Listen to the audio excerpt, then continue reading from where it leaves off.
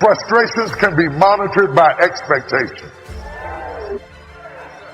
If you change your expectation, you will limit your frustration. I expect people to be who they are. Once you teach me who you are, you teach me what to expect. And I'm never disappointed because I never expect above what you advertise. If you advertise you a fool, I expect you to be a fool. And when I need a fool, I'll call you.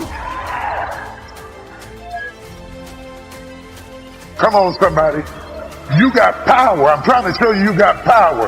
You got power. You got power. They were frustrated because they expected Christ to do something that he never came to do. He didn't tell them he was going to do that.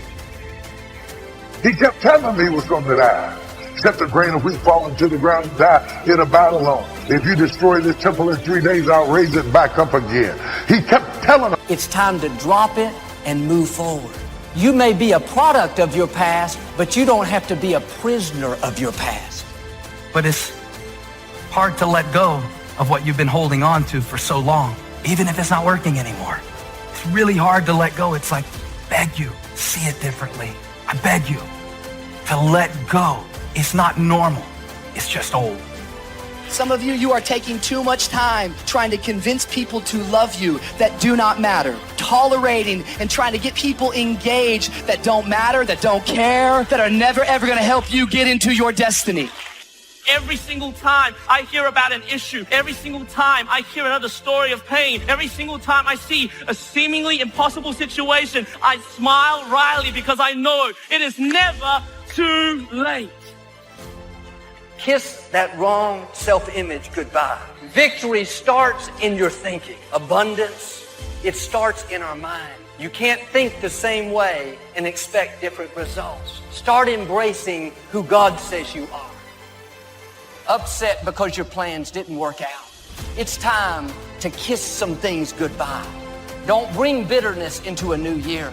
Don't bring self-pity, a chip on your shoulder. That was in your past. It doesn't belong in the future. You cannot embrace the new things God has in store as long as you're holding on to the old. What we think about is really what controls us. This is a control tower. That everything else is a result of how we think. That we can't control everybody else in control of all of our circumstances, but we are going to respond to circumstances in one way or the other.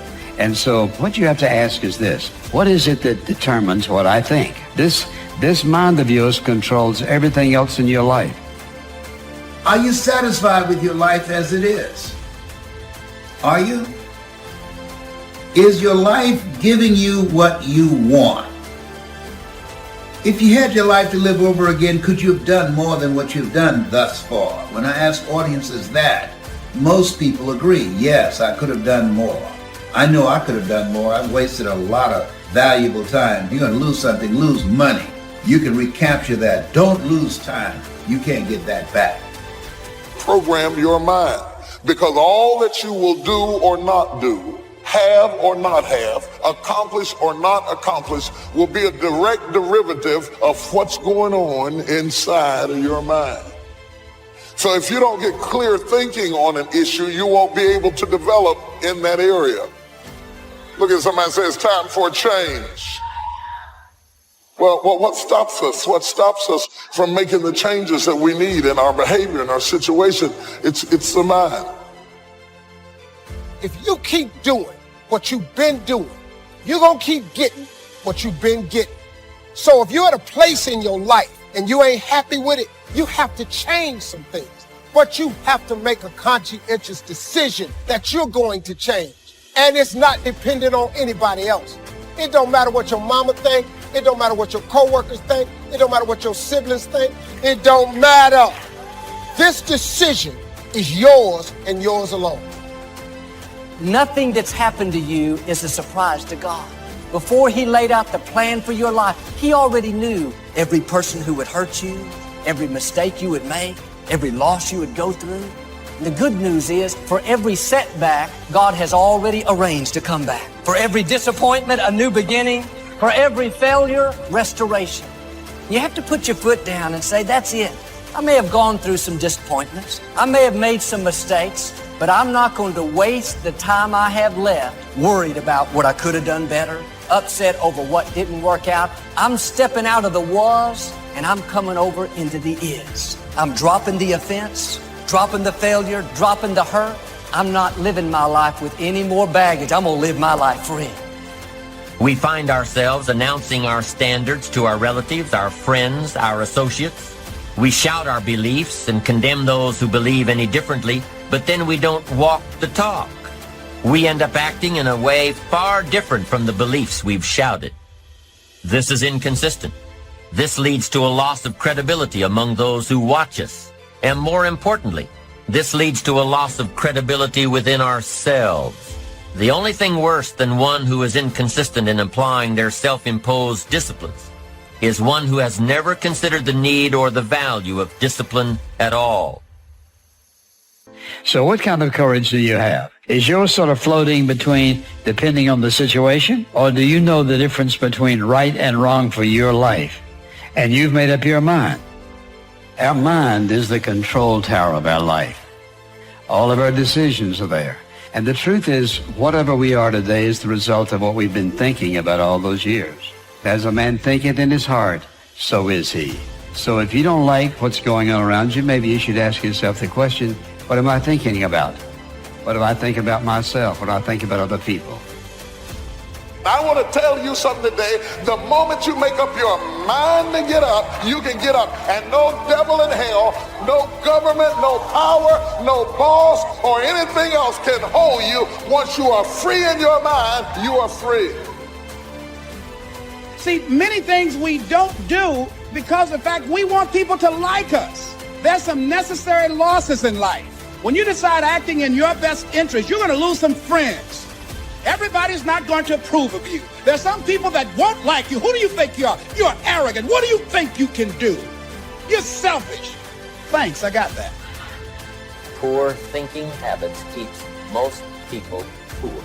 Not poor working habits. Most people work hard, but they don't think hard.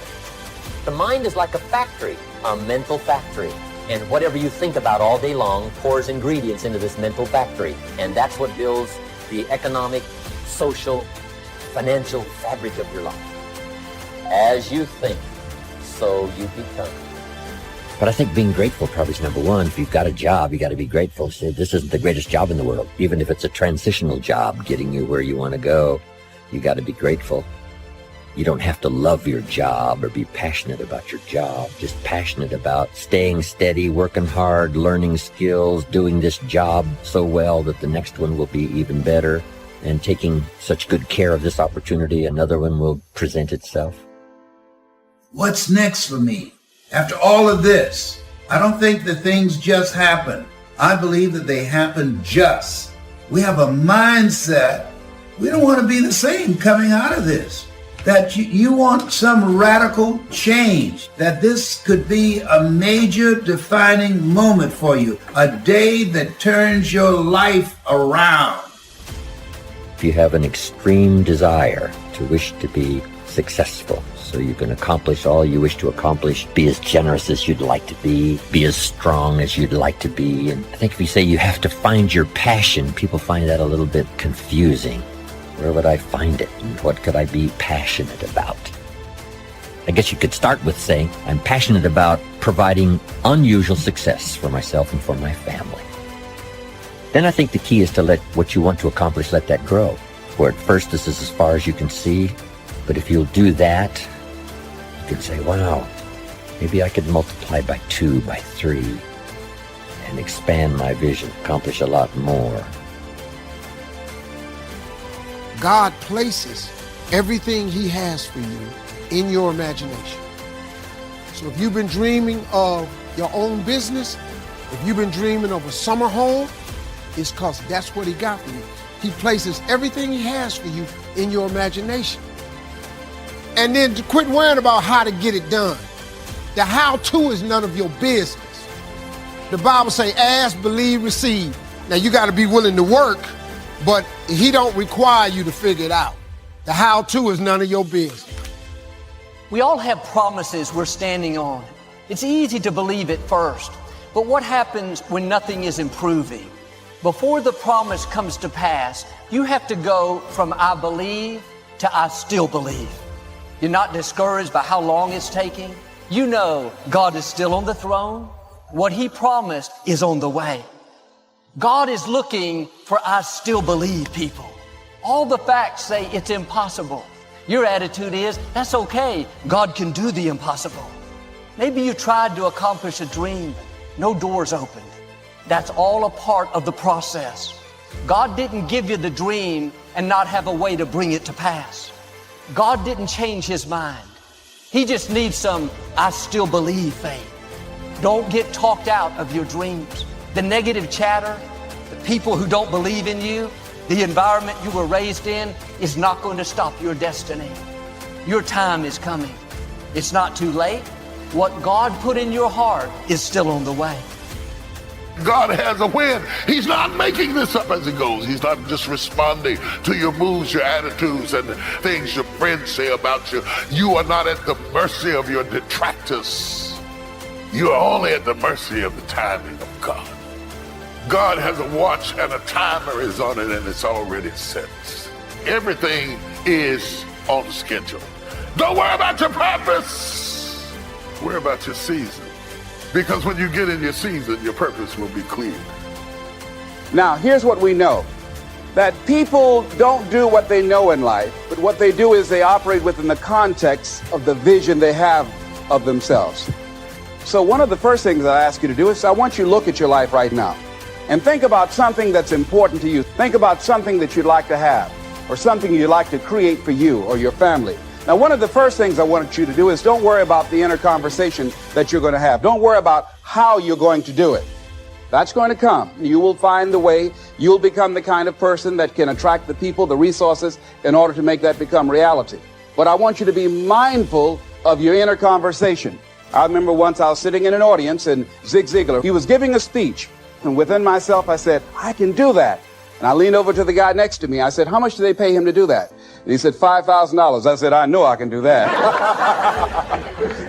And then on the way home, when I was driving back to Miami, Florida, my inner conversation kicked in. And it said, Les Brown, you can't do that. You don't have a college education. You don't have the money. You don't have the contacts. What makes you think that you can make more in 1 hour talking than you've made working for a whole month?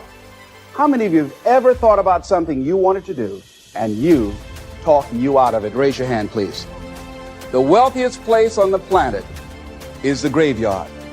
Because in the graveyard, we will find inventions that we never were exposed to, hopes and aspirations that were never acted upon. Because most people allow that inner conversation to keep them from ever pursuing their goals. Why is it that most people don't ever...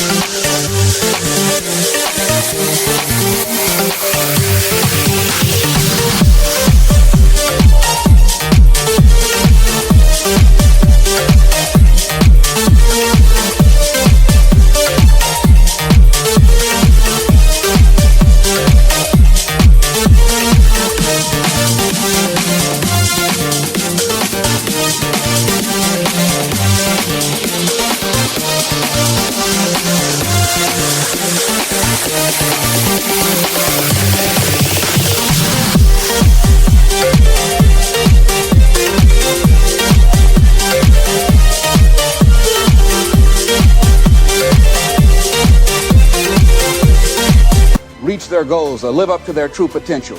One is fear, like the fear of failure. The next is the fear of success. I was working on a major project. I panicked and I walked away from it and gave it to someone else because I didn't believe that I could handle it. That a lot of people become comfortable. They stop wanting anything. They become satisfied. I remember after giving a speech at a major corporation, a gentleman came up to me and he said, you know, that's real great motivation for you young guys, but I've done all my work. I said, oh yes, you've got a lot to give. The fact that you're still here means that your business is not through yet. The other thing that keeps us from reaching our goal is not feeling worthy. Because see, when you don't feel worthy of your goal, you'll begin to unconsciously engage in self-destructive behavior, like procrastinating. Something else that keeps us from reaching our goal, and that is we spend so much time complaining and blaming everybody. I'm reminded of a friend of mine who talked about the fact that one day he was walking by and there was a dog on the porch, and this dog was just moaning and groaning. And he asked the owner, he said, why is this dog moaning and groaning? And the owner said, because he's laying on a nail. He said, well, why doesn't he get off? He said, it's not hurting bad enough for him to get off. How many of you know people who moan and groan and complain about life? They might moan and groan about their job. I'm sick of this job. And never do anything about it. They haven't got to the point where they're sick and tired of being sick and tired. No, that can't get you where you want to go. That cannot create your reality for you. The other thing that keeps most people from realizing their true greatness and their true potential, circumstances. Are you letting your circumstances talk you out of what God put in your heart? God still wants to bring it to pass, but you have to get in agreement with Him and say, God, I still believe it can happen. I still believe I can start my business. Joel, I tried and it didn't work out. That doesn't mean it's not going to happen. You have to have a made-up mind that you're going to believe until you see that promise come to pass. The odds are against me, but I still believe I can accomplish my dreams. I was raised in dysfunction, but I still believe I can set a new standard. Given my circumstances, ladies and gentlemen, I shouldn't be doing what I'm doing right now. No one could have convinced me, given my circumstances, given my background, that I would be doing what I'm doing right now.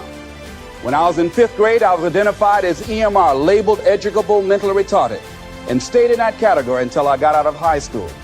But here's what happened. I had an intervention in my life. A man who saw something in me at a time that I did not see something in myself. And he asked me to...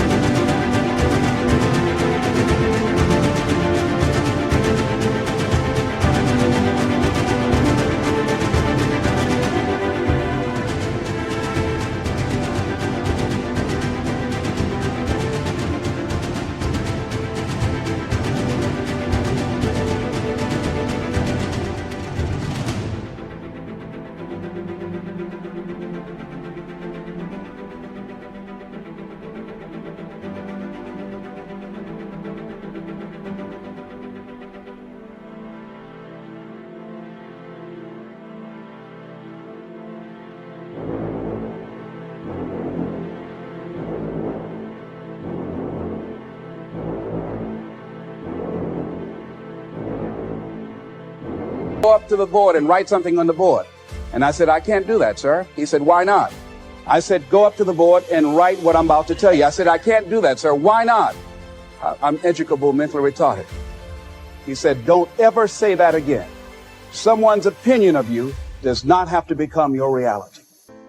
That once a person's mind is expanded with an idea, it can never be satisfied to going back to where it was. Some of you are going to go back and look at your dreams and brush them off. Whatever goal that you have in mind, I want that to be a goal that will challenge you. What is it that you looked at some point in time and you decided that you couldn't do it? Bring it back out there. How you're going to do it? That will come to you in due time. See, you don't get in life what you want, ladies and gentlemen. You get in life what you are. You've got to begin to take a look at your life and look at where are you right now? What gives your life a sense of fulfillment, a sense of joy? What is it that you could love doing 7 days a week? In all the areas of your life, your professional life, your personal life, your family life, once you begin to determine that, that takes you to the next step. And that is, now you've got to decide that you deserve that. Repeat after me, please. I deserve the best that life has to offer. Shake somebody's hand on your right and left and say, find your purpose. Do you know by actively pursuing your purpose, it could perhaps extend your life? The number one killer of all the diseases we have, heart disease. The truth of the matter is that the majority of people suffer their first major heart attack on Monday morning between 8 a.m. and 9 a.m. People getting ready to go to jobs that they don't like. You see, when you're not pursuing your goal, you are literally committing spiritual suicide. You've got to believe in yourself. I was doing work for a major corporation, and they were having a major downsizing. The people that were working there, they approached them and said, listen, we will give you a buyout package of $300,000 if you take it within this time frame. Ladies and gentlemen, only 50% of the people that were eligible took this. If I'd been there, I'd have gone to ask for your check. I would have taken that money so quick and had other people checks. See, ladies and gentlemen, life is too short trying to play it safe. Here's the thing. You can't get out of life alive. So there's no safe position. You can die in the bleachers or you can die on the field. You might as well come out on the field and have a good time, right? So you got to be bold in life.